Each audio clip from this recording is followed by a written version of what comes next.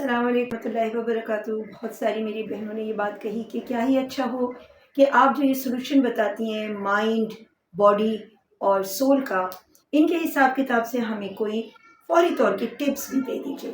तो इंशाल्लाह आज से हम ब्रेनी डोज के उन्वान से ये बात शुरू कर रहे हैं। हर वीडियो से पहले थोड़ी बात और हर वीडियो के आखिर में थोड़ी सी एक ऐसी बात जिससे प्रैक्टिकली आप लोग डेली बेसिस के ऊपर कुछ खाने पीने की चीज़ें या फिर कुछ ऐसी चीज़ें कि जो कि दर हकीकत हमारे मूड को बूस्ट करती हैं, उसके बारे में बात करेंगे। तो आइए चौथा हिस्सा देखते हैं, हकीकत गम का आखिरी हिस्सा, और उसके बाद मैं आपको एक टिप बताने वाली हूँ। हमारे पास जो कुछ है हमें उसी का ही जवाब देना होगा। तो जो कुछ हमारे पास है उसकी जवाबदेही के लिए ख़ुद को तैयार करेंगे, ना ये कि हम दूसरे शख्स के पास नेमतें देख देख कर ये सोचेंगे इसके पास क्यों है और मेरे पास क्यों नहीं है। अब जो नेमतें मेरे पास हैं उस पर मेरी नज़र जाए और मैं उन नेमतों पर शुक्र अदा करूँ तो समझिए उस नेमतों का जवाबदेही का जो एक मरहला है वो मेरे ऊपर आसान हो जाएगा। जिस नेमत के ऊपर शुक्र किया जाए उस नेमत का हिसाब किताब भी हल्का हो जाता है, और जिस नेमत के ऊपर नाशुक्री की जाए उसका हिसाब किताब सख्त होता है। अब अगर ये शख्स अपनी नेमतों पे नज़र रखकर शुक्र अदा करता रहेगा तो उसको दो फ़ायदे हासिल होंगे।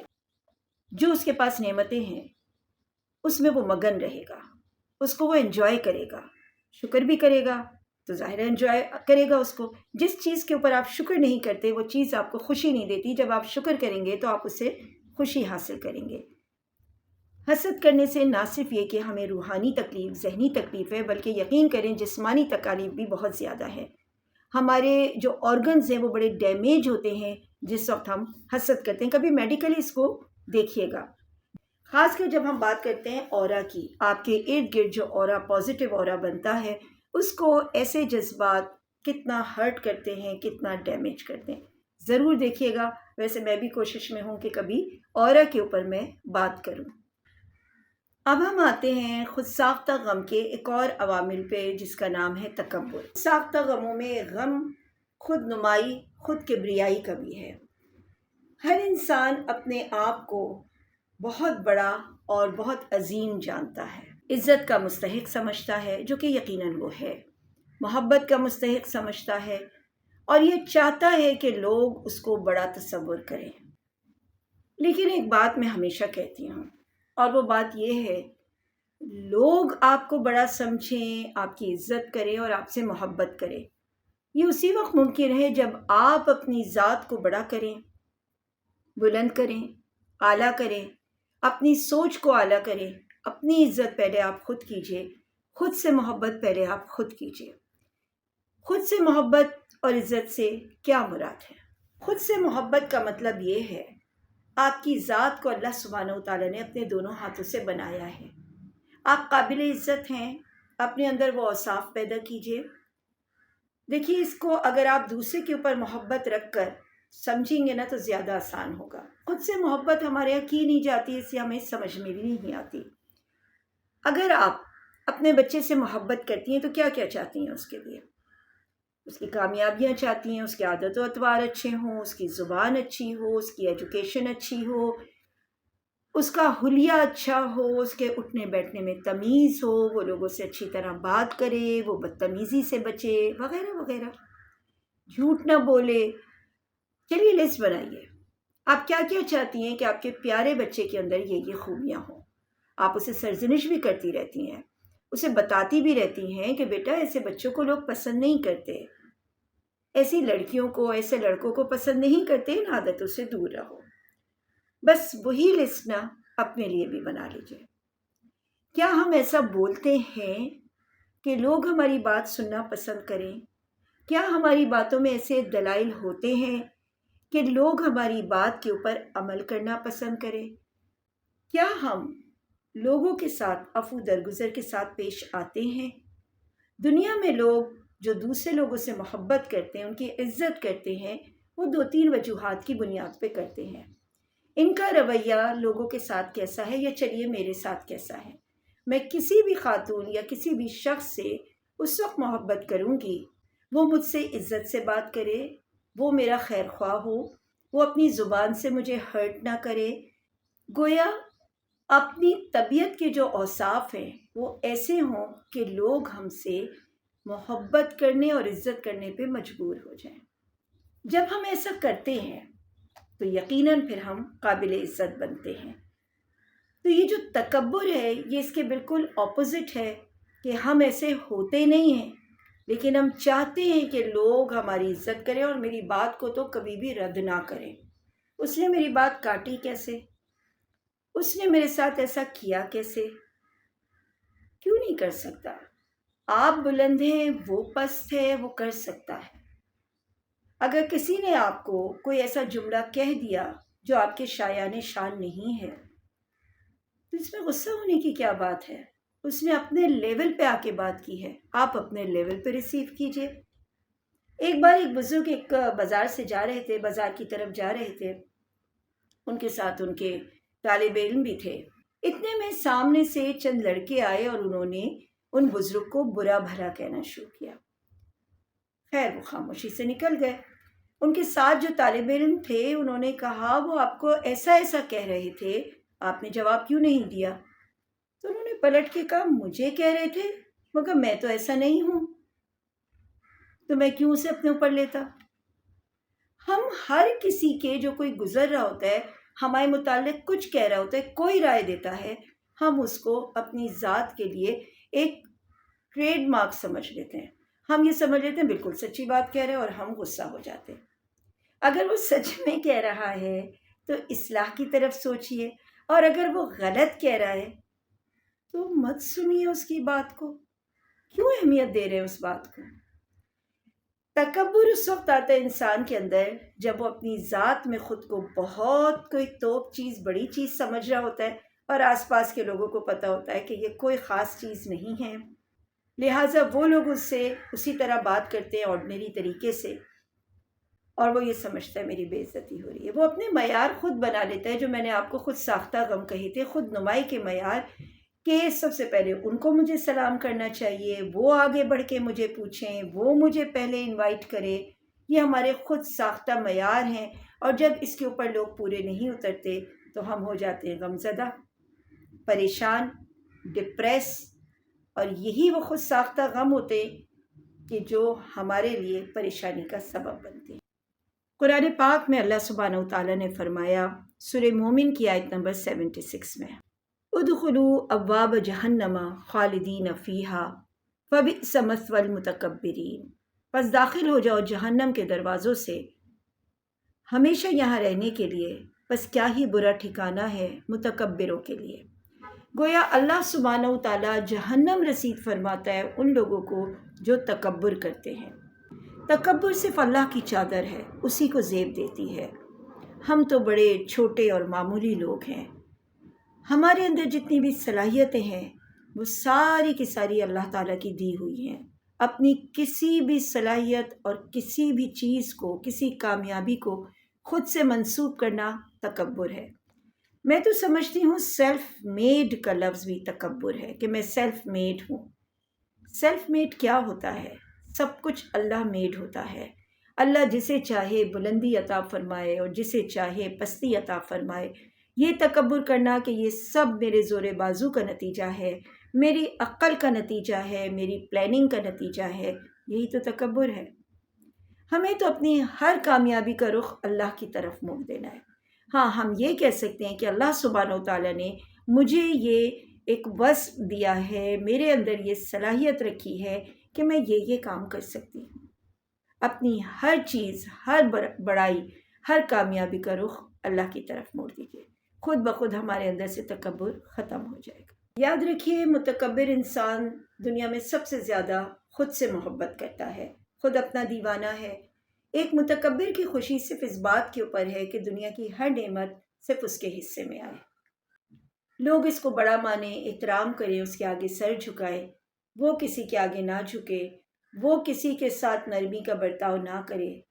جب ایسے شخص کی یہ خواہشیں پوری نہیں ہو پاتی تو وہ رنج و الم کا شکار ہو جاتا ہے. تو یہ ہوا نا خود ساختہ غم. کیوں پالا آپ نے اس غم کو؟ کیوں ڈالا ہے اس بوجھ کو اپنے کاندھوں کے اوپر؟ اتار دیجئے یہ بوجھ بھی، ناشکرے پن کا بوجھ اتاریے. حسد کا بوجھ اتاریے، جلن کا بوجھ اتاریے، اور پھر اس کے بعد تکبر کا بھی بوجھ اتاریے۔ جتنے بوجھ آپ اتارتے جائیں گے ہلکے پھلکے ہو کر زندگی کی خوشیوں میں مگن ہو سکتے ہیں۔ مومن خود کو میں کے چنگل سے نکالنے کی کوشش کرتا ہے۔ یہ میں کا چنگل شیطانی چنگل ہے۔ کیا ہوا تھا جس وقت حضرت آدم کی پیدائش ہوئی تھی؟ ابلیس نے کس چیز کا اظہار کیا تھا؟ اس نے یہی تو کہا تھا میں بہتر ہوں، میں اس سے بہتر ہوں، یہ مٹی سے بنایا گیا ہے، میں آگ سے بنایا گیا ہوں، میں اس کے آگے کیوں سجدہ کروں؟ اللہ تعالیٰ خوب جانتے تھے کہ کون بہتر ہے، کون اعلیٰ ہے، کون ادنا ہے، لیکن ابلیس نے تکبر کی بنیاد کے اوپر، قرآن پاک میں آتا بھی ہے نا، اور وہ متکبروں میں سے ہو گیا، اپنے آپ کو بڑا جانا۔ تو یہ وصف تو شیطان کا ہے، کبریائی اللہ کی ہے، بس وہ جیسا چاہے، جس کے ساتھ چاہے، جہاں چاہے، جس مقام پہ چاہے اسے رکھے۔ یہ تو صاف صاف ابلیس کا وصف ہے، اور اپنے اسی وصف کی وجہ سے تو وہ اللہ کی رحمت سے دور ہے۔ تو اگر ہمارے اندر بھی تکبر کی ذرا برابر بھی کوئی جھلک ہے تو ہم بھی اللہ کی رحمت سے دور نہ ہو جائیں گے کیا؟ اپنے ہی جیسے کمزور اور بے بس لوگوں کی نگاہ میں بڑا بننے کی کوشش ایک بیکار کوشش ہے۔ اب ہم اپنی کتاب کے چوتھے حصے کے بھی آخری حصے کی طرف آتے ہیں۔ ہم نے جو چیزیں کور کر لی ہیں، اس کے بعد جو چیزیں ہمارے پاس، یعنی 2 ایلیمنٹس جو ہمارے پاس رہ گئے ہیں، اس میں ایک ہے جذباتیت، دوسرا ہے توکل کی کمی۔ توکل کی کمی سے تو آپ کو سمجھ ہی آ گئی ہوگی بات، کہ جب اللہ سبحانہ وتعالیٰ پہ ہمارا توکل میں کمی پائی جاتی ہے، اس کے بعد ہی ہمارے اندر ڈپریشن اور انگزائٹی پیدا ہوتی ہے۔ لیکن جذباتیت، حد سے بڑی ہوئی جذباتیت، یہ بھی ہمارے لیے نقصان دہ ہے، بلکہ سمجھے زہر کی مانند ہے۔ مراد یہ ہے کہ جذبات کا جارحانہ اور بے موقع استعمال۔ ہوتا یہ ہے کہ حالات پہ ہم سرسری سی نگاہ ڈالتے ہیں اور اس کے بعد کوئی فیصلہ کر لیتے ہیں، یہ سوچے سمجھے بغیر کہ اس کا کانٹیکسٹ کیا ہے، یہ شخص کیوں یہ بات کہہ رہا ہے، اس کے پیچھے کیا معاملہ ہے۔ ہم صرف فوری طور کا ریئیکشن دیکھ کر اس پہ ریئیکٹ کرتے ہیں، رسپونڈ نہیں کرتے۔ بے سوچے سمجھے جذبات میں بے قابو ہو جانا بالآخر ہم کو ڈپریشن یا انگزائٹی میں مبتلا کر دیتا ہے۔ مثال کے طور پہ ہم توقعات کسی سے وابستہ کر لیتے ہیں اور پھر اس کے بعد اس پہ جذباتیت کا مظاہرہ کرتے ہیں، کہ یعنی جو رزلٹ نکل رہا ہے وہ ہماری توقع کے خلاف ہے، اور اس کے اوپر ہمارے ریئیکشن شروع ہو جاتے ہیں۔ کسی شخص کا غصہ، اس پہ ہمارا غصہ، کسی شخص کی ناراضگی، اس پہ ہماری ناراضگی، بجائے اس کے کہ ہم معاملے کو سمجھیں اور اس پہ رسپونڈ کریں۔ There is a big difference between respond and react۔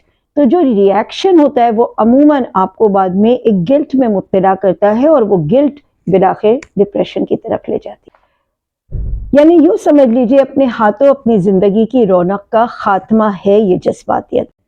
جذبات میں زیادہ آنے سے کچھ ہارمونز بھی ریلیز ہوتے ہیں، ایسے ہارمونز جو آپ کے دماغ کو بھی ڈیمیج کرتے ہیں، آپ کی خون کی روانی کو بھی متاثر کرتے ہیں، آپ کے اندر ایک پریشر بھی لے کر آتے ہیں۔ یہ جو جذباتی لوگ ہوتے ہیں، یہ اپنے ارد گرد کے لوگوں کو شک کی نگاہ سے دیکھتے ہیں۔ اعتماد کی بھی کمی ہوتی ہے ان کے اندر، کیونکہ ان میں توکل کی کمی ہوتی ہے، اللہ پہ اعتماد نہیں، تو اللہ کے بندوں کو بھی شک کی نگاہ سے دیکھتے ہیں، گویا ان پہ اعتماد نہیں ہوتا ان کا۔ ان جذباتی لوگوں کی ایک خاص بات ہے، آپ لوگوں نے بھی نوٹ کی ہوگی، اور آپ لوگ ضرور کمنٹ میں لکھیے گا کہ کیا ایسا ہی ہے آپ کے چاروں طرف۔ ایسے جذباتی لوگ خوش ہیں تو بہت خوش ہیں، ناراض ہیں تو ناراض ہیں، یہ لوگ موڈی ہو جاتے ہیں۔ گویا آپ کا تو دل چاہ رہا ہے ان سے بات کرنے کا، مگر اب ان کا دل نہیں چاہ رہا آپ سے بات کرنے کا۔ لیکن جب ان کا دل چاہ رہا ہے آپ سے بات کرنے کا تو وہ بہت اچھے ہوتے ہیں، اور جب آپ نارمل طریقے سے ان سے بات کرتے ہیں تو چونکہ ان کو کوئی بات بری لگ چکی ہوتی ہے، شک کی نگاہ سے دیکھتے ہیں، تو وہ آپ سے اس وقت بات ڈھنگ سے نہیں کرتے۔ ایسے میں رشتے خراب ہوتے ہیں، اور جب رشتے خراب ہوتے ہیں تو نیچرلی، قدرتی طور پہ ہمارے اندر ایک انگزائٹی اور ڈپریشن پیدا ہو جاتا ہے۔ ایسے لوگ ٹھیک ٹھاک باتوں کو بھی غلط مطلب پہنا کے اسے غلط طریقے سے منسوب کر کے اپنی طرف لے لیتے ہیں، اور یوں بے جا دکھ اور تکلیف میں مبتلا رہتے ہیں۔ ایک مومن خوب اچھی طرح جانتا ہے کہ عفو، درگزر، حلم، بردباری، برداشت کتنے بڑے اوصاف ہیں جو اس کو دوسرے کی نگاہ میں تو معتبر کرتے ہی کرتے ہیں، مگر اپنے لیے بھی وہ بہتر انسان ہوتا ہے کہ وہ اپنے آپ کو تکلیف نہیں پہنچاتا۔ اس کی مثال میں آپ کو دوں گی جیسے انگارے کے، ہم نے انگارہ مٹھی میں پکڑا ہوا ہے یہ سوچ کے کہ وہ شخص سامنے آئے تو میں اس کو ماروں، لیکن یہ انگارہ جتنی دیر میرے ہاتھ میں ہے، غصے کا، بے صبری کا، جذباتیت کا، تو ہاتھ تو میرا جل رہا ہے نا، تکلیف تو مجھے پہنچ رہی ہے۔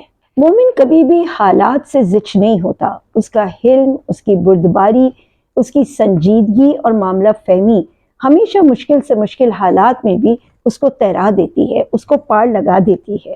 جو دوسرا شخص ہے جذباتی، وہ ہمیشہ کہتا ہے میں بروں کے ساتھ برا اور اچھوں کے ساتھ اچھا ہوں، تو آپ کی تو کوئی خوبی نہ ہوئی، برے لوگوں نے آپ کو برا بنا دیا، اچھے لوگوں نے آپ کو اچھا بنا دیا۔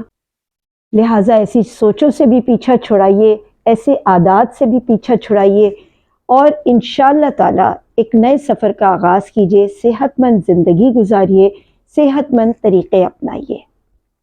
امید ہے کہ آپ کو اس کتاب سے استفادہ حاصل ہوا ہوگا، اور کمنٹ باکس میں ضرور لکھیے گا کہ آپ کو سیریز کے ساتھ یہ چاروں پروگرام اگر آپ نے مکمل دیکھیں تو آپ کو کیسے لگے ہیں۔ جزاک اللہ خیر، خوش رہیے، اپنی سوچوں کو تازہ تر و تازہ رکھیے اور اپنے ارد گرد کے لوگوں کا خیال کیجیے۔ جی جناب، ویڈیو کے شروع میں نے آپ کو ایک بات کہی تھی کہ انشاءاللہ اب ہم یہ سلسلہ شروع کر رہے ہیں برینی ڈوز، یعنی جو ذہن کو ہمارے تر و تازہ اور ایکٹیو رکھے۔ ہمیں سے اکثر بہنیں یہ کہتی ہیں کچھ ڈاؤن ڈیز ہوتے ہیں، اس ڈاؤن ڈیز کے لیے سب سے اچھی ٹپ یہ ہے کچن میں جائیے، فریج کھولیے، ملک یا کوئی بھی ڈیری پروڈکٹ نکالیے، اس کا انٹیک کیجیے۔ دوسری بات یہ کہ آپ نے جو عموماً ہماری بہنیں کرتی ہیں کہ لو کارب ڈائٹ پہ جاتی ہیں، لو کارب ڈائٹ پہ جانے سے آپ ہمیشہ روزی سا فیل کریں گے، سلیپی فیل کریں گے، انرجیٹک اپنے آپ کو نہیں فیل کریں گے۔ تو لہٰذا یہ بات ضروری ہے کہ اپنے لیے کچھ پروٹینز وائٹامنس کا اہتمام رکھیے۔ کاربوہائیڈریٹس برین انرجی کے لیے بے تحاشا ضروری ہے۔ کاربوہائیڈریٹس جن چیزوں میں پائے جاتے ہیں آپ گوگل بھی کر سکتے ہیں، میں تو آج آپ کو صرف ایک لفظ بتا رہی ہوں، کاربوہائیڈریٹس۔ لو کارب ڈائٹ پہ نہیں جائیے گا۔ جب آپ یہ لو ڈائٹ پہ جاتے ہیں کہ جس کے اندر لو کارب ہوتے ہیں، وہ آپ کو نقصان کریں گے، آپ کے ڈپریشن، آپ کی انزائٹی کو بڑھائیں گے۔ تو لہٰذا آپ سے یہ درخواست ہے کہ اپنے آپ کو تر و تازہ رکھنے کے لیے ان چیزوں کا خیال کیجیے، اپنا خیال کیجیے، اور جب آپ اپنا خیال کریں تو اپنے ارد گرد والوں کا بھی خیال کیجیے، اور ایسی ویڈیوز کو شیئر کیجیے، لائک کیجیے، سبسکرائب کیجیے، ویوز دیجیے، واچ ٹائم دیجیے، انشاءاللہ تعالی بہت بہتر ہوگا۔